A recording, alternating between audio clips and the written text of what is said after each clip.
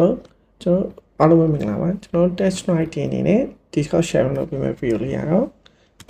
ကျွန်တော် data set ဒါမှမဟုတ် data range တစ်ခုအနေမှာ unique value list တစ်ခုဘယ်လိုဆွဲထုတ်မလဲပေါ့နော်သုံးမှာတော့ကျွန်တော် unique ဆိုတဲ့ function လေးကိုတောင်းပြီးတော့ပေါ့နော်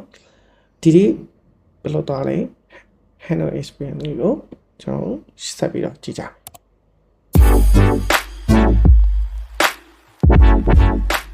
ကိုယ်တချို့ရှင်ဒီမှာကိုယ့်ရဲ့ data set ထဲမှာပေါ့နော်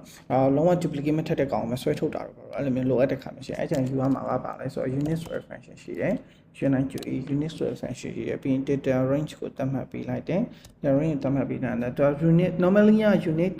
column သူက unit row ယူပေးရမယ်ပြီးတော့အပေါ်ဆုံးတစ်ခုက exactly once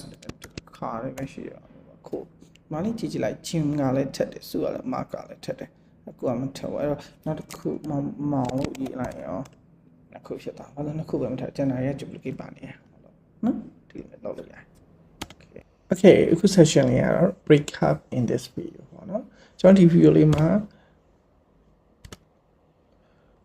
ဒီ unit function purpose နဲ့ purpose ကြောင့်ကိုရှင်းပြီးတော့တိကျပြောပြသွားတယ်ပြီးတော့ဒီကျွန်တော်ဒီက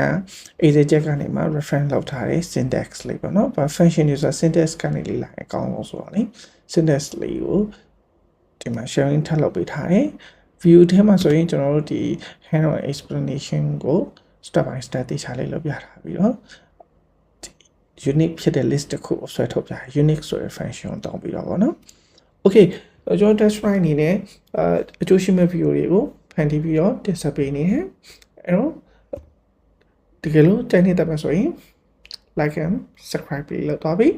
အခြားလူတွေကိုလည်းတစ်ဆင့် sharing လေးလုပ်သွားပေးပါဦး